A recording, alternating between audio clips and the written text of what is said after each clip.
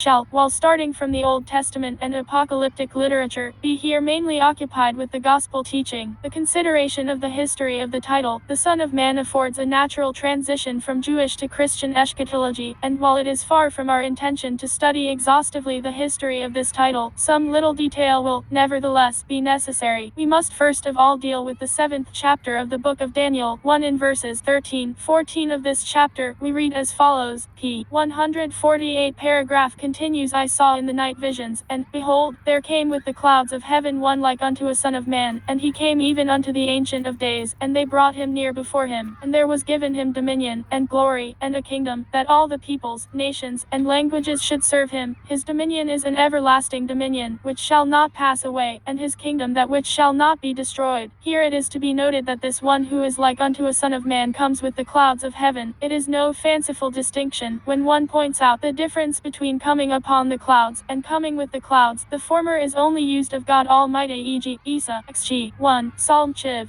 3. There is, therefore, some reason in the writer's mind for using the expression with the clouds, instead of upon the clouds, and the reason is not far to seek. The meaning of the vision is that the future world ruler is to be not from the earth, but from heaven, that is to say, the coming rule or kingdom is to be divinely appointed, and it is to be a human rule, hence, the expression a son of man, and here, again, it is very important to notice that the phrase a son of man is widely p. 149 different from the son of man. The former, a son of man, is merely the Aramaic way of expressing a human being, and the point of the vision is that it declares that the ruler in this coming kingdom, though sent by God and in that sense from heaven, is a human being. In the vision the contrast is brought out between the beasts arising out of the sea, who are symbolic of the world powers that have been, and the one who is like unto a son of man, i.e., who is symbolic of the future ruler of the kingdom to come. But it is an earthly kingdom, and from the 27th verse of this chapter, it is plain that this one who is like unto a son of man symbolizes the Israelite nation, and the kingdom, and the dominion, and the greatness of the kingdoms under the whole heaven, shall be given to the people of the saints of the Most High. His kingdom is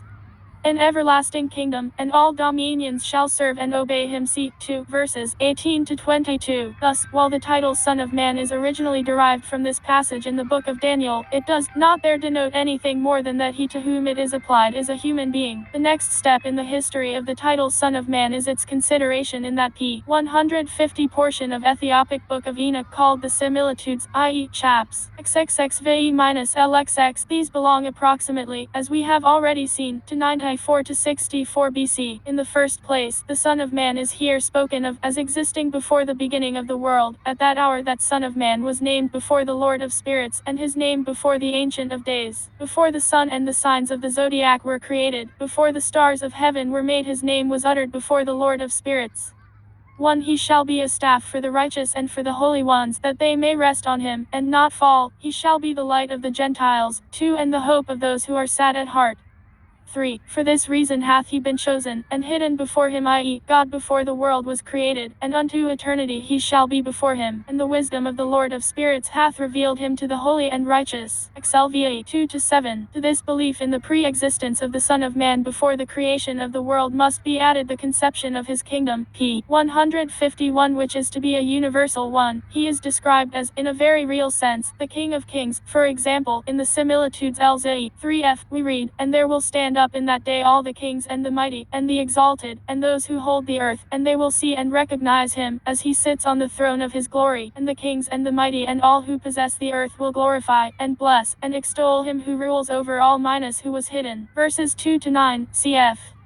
XLV 4-5. The idea of this universal dominion is further emphasized by the fact that the Son of Man is described as sitting upon the throne of God Almighty, and the chosen one shall sit upon my throne in those days, and all the secrets of wisdom will come forth from the thoughts of his mouth, for the Lord of Spirits hath given it to him, and hath glorified him. One other point, which is of especial importance for our present purpose, is that this Son of Man is described as coming to judge the world. He, the Son of Man, sat himself upon the throne of his glory, and the sum of judgment was committed unto him, the Son of Man, and he caused the sinners and they that have led the world p. 152 astray to disappear from the face of the earth and to be destroyed. With chains shall they be bound, and they shall be imprisoned in the place where they shall be gathered together, a place of destruction. L6 27, 28, LZ 3-5. That this throne is God's throne is clear from Lee 3, and the chosen one will in those days sit upon my throne. How exactly these thoughts are reflected in the Gospels will already have been realized, but it may be well to illustrate this very briefly. The pre-existence of the Son of Man is taught in the Gospels, for example, in John the 17th.